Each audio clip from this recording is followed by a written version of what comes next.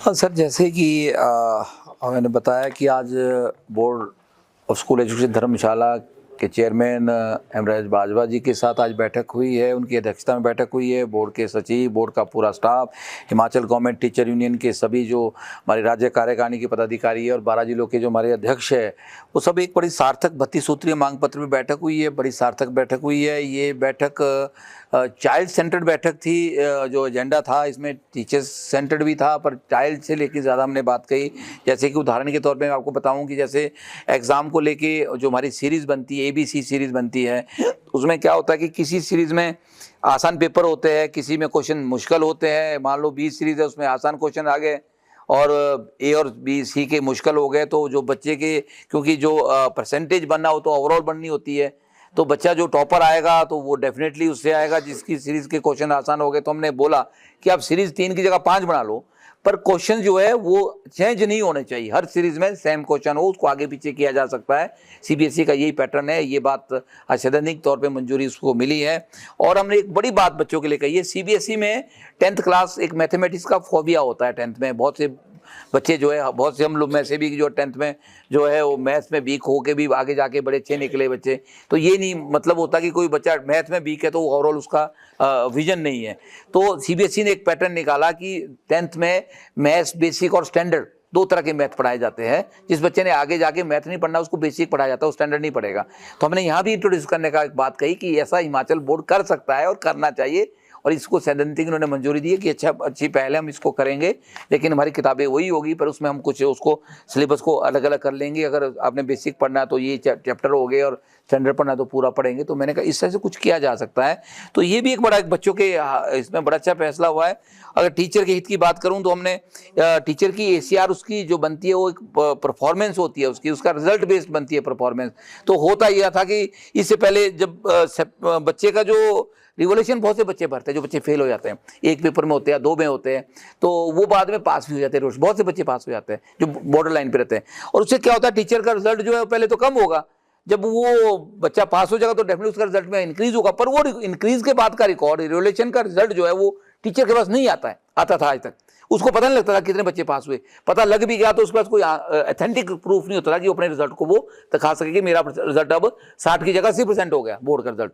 तो हमने बोला कि आपको ऐसा पैरामीटर बनाना पड़ेगा। आप एक लॉगिन आईडी में उसको, स्कूल की लॉगिन आईडी में रिजल्ट डाल दो, उसका स्कूल वाइज डाल दो, जिस स्कूल के जितने बच्चे ने रिवोल्यूशन का पेपर भरा है उसमें जितने पास हुए।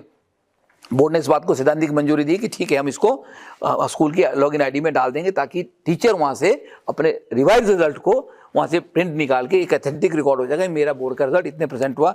एक बड़ा ही अच्छा हमने इसमें एक डिसीजन करवाया है। और उसके बाद हमने एक एक्सटर्नल एग्जाम की बात की है प्रैक्टिकल्स के लिए। प्रैक्टिकल्स का एक तो हमारा जो रिवाइज हुआ है सिलेबस, उसमें जो है वो काटा नहीं गया, उसको हटा नहीं दिया गया, उसको प्रैक्टिकल्स से ना जो थ्योरी कम हुई है उसको कम भी किया जाए, उसको रिवाइज किया जाए, प्रैक्टिकल बुक में से भी हटा दिया जाए और प्रैक्टिकल्स को एक्सटर्नल किया जाए ताकि बच्चे का साइंटिफिक एटीट्यूड ज़्यादा उसमें इंप्रूव हो। ये बात बोर्ड के चेयरमैन ने बड़ा स्ट्रांगली इस बात को रखा कि ये सबसे इंपॉर्टेंट एस्पेक्ट्स है, तभी नहीं तो इंटरेस्ट कोई लेगा ही नहीं। जब एक्सटर्नल नहीं होगा तो एग्जामिनर एक्सटर्नल होने की बात इसमें कही गई है। इस बात को एक बड़ी इंपॉर्टेंट बात बताऊं, मार्किंग पैटर्न पे बात हुई है। कई बार बच्चों की मार्किंग में क्या होते थे कि 5 लोग देखने वाले, सबका अलग अलग व्यू पॉइंट है। एक ही बच्चे का पेपर 5 टीचर देखेंगे तो उसके 5 तरह के नंबर आएंगे, बराबर नहीं आ सकते। तो हमने बोला कि बच्चे की मान लो 5 नंबर का क्वेश्चन है, 3 नंबर का, उसमें गलती कहीं हुई है तो कोई टीचर उसमें 1 ही दे देगा, कोई 2 देगा, कोई 3 में 3 भी देगा, 2.5 दे देगा, पर उसको एक मार्किंग पैटर्न बनाया जाए कि इतनी गलती है तो इतने नंबर कटने चाहिए। स्टैंडर्ड उसका बन जाए तो सबके यूनिफॉर्म हो जाएंगे। तो उस बात को सहमति बनी और डन, अगले साल से वो चीज़ें हो जाएगी। तो इस तरह की बहुत सी बातें हमारी हुई है जो हमने बोर्ड के साथ कही है। 30 किलोमीटर का TADA की बात हमने कही है कि पहले 8 किलोमीटर, तब हिमाचल गवर्नमेंट ने अब 30 किलोमीटर कर दिया है, उससे बाहर ही TADA मिलेगा। उसकी वजह से बोर्ड का अपना काम भी रोक रहा है। हमने बोला या तो आप ठहरने के लिए रेजिडेंशियल फैसिलिटी प्रोवाइड करो जो 30 किलोमीटर के अंदर लोग आ रहे हैं, या फिर वो क्यों जाएंगे वापसी, जाएंगे तो पैसा खर्च के नहीं जाएंगे ना, वो उनको आप डेली भी नहीं दे रहे, उनको ट्रैवलिंग भी नहीं आप दे रहे, तो आपका काम क्यों करेंगे। तो उसके ऊपर भी उन्होंने बोला कि इसके ऊपर हम काम करेंगे, इसको भी देखेंगे। तो ये कुछ बुक्स के डिस्ट्रीब्यूशन पे बात हुई है कि बुक्स के डिस्ट्रीब्यूशन को लेके उसमें यूनिफॉर्मिटी बढ़ाई जाए और बुक्स के कोई बंडल बनाया जाए ताकि उसमें टीचरों को दिक्कत ना हो। तो इस बात को भी टीचर होम को लेके बात हुई है कि टीचर होम में क्या होता था, हमें यही नहीं पता कि हमारे टीचर्स के लिए, क्योंकि 2% सेस जो है टीचरों से हर बार बोर्ड काटता है, हर टीचर से काटता है। वो बड़ा करोड़ों में पैसा इकट्ठा हुआ टीचर्स का, वो वेलफेयर के लिए। हमने उसमें बोला था कि हर जगह टीचर के लिए ठहरने के लिए, जैसे पीडब्ल्यूडी ने रेस्ट हाउस बना रखे हैं, इलेक्ट्रिसिटी बोर्ड के रेस्ट हाउस है, IPH के रेस्ट हाउस है, हमारे भी इस तरह की कोई फैसिलिटी टीचर को दी जाए और एक्चुअली टीचर के पास हो। हमें अभी पता भी नहीं है कहाँ क्या बना है, कितनी जगह है। शिमला में है तो उसकी कौन बुकिंग करता है, धर्मशाला में तो उसकी कौन बुकिंग करता है। तो हमने बोला तो हमारे को कंट्रोल दे दो, इसका हम करते हैं। ये आप कोई ऐसी कोई ऐप, जैसे हिमअतिथि ऐप है, दिल्ली हिमाचल भवन बुक करना है तो हिमअतिथि से ऑनलाइन बुक हो जाएगा। ऐसी कोई ऐप डेवलप करो ताकि कोई भी टीचर उसको इजीली एसेस कर पाए। तो उन्होंने बोला कि हम इस तरह का एक ऐप बनाने वाले हैं और आपको हिमअतिथि की तरह आप जहाँ भी चाहे टीचर को प्रेफरेंस मिलेगी और हम और भी इसको अच्छा करेंगे। हर जगह टीचर्स होम, अभी कुल्लू में भी बनाने की बात हुई कि हम कुल्लू एक हमारा अच्छा जगह है घूमने फिरने के लिए मनाली, तो वहाँ बनाया जाएगा। शिमला में हालांकि लैंड की प्रॉब्लम हो रही है, वहाँ भी कोशिश हो रही है। तो ये बातें हुई है। आज एक ऑब्जर्वर बोर्ड लगाता है कुछ एक जगह चुनिंदा।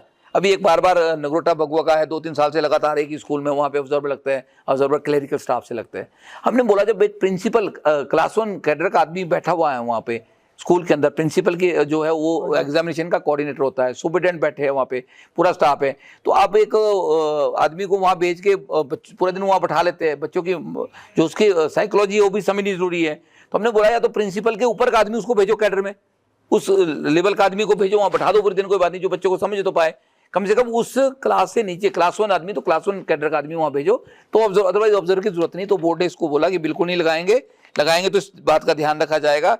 CCTV की बात हुई। एक और बड़ी बात हुई है प्राइवेट स्कूल को लेके कि प्राइवेट स्कूल में जो सुपरिटेंडेंट और डिप्टी लगते हैं वो गवर्नमेंट स्कूल के लगते हैं, पर वो बहुत बार जाते नहीं है या वो सेटिंग हो जाती है।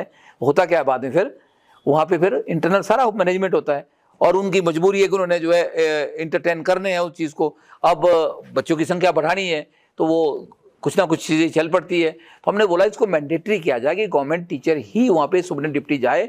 अगर वो नहीं जाता तो उसके खिलाफ कार्रवाई करो, उस टीचर के खिलाफ।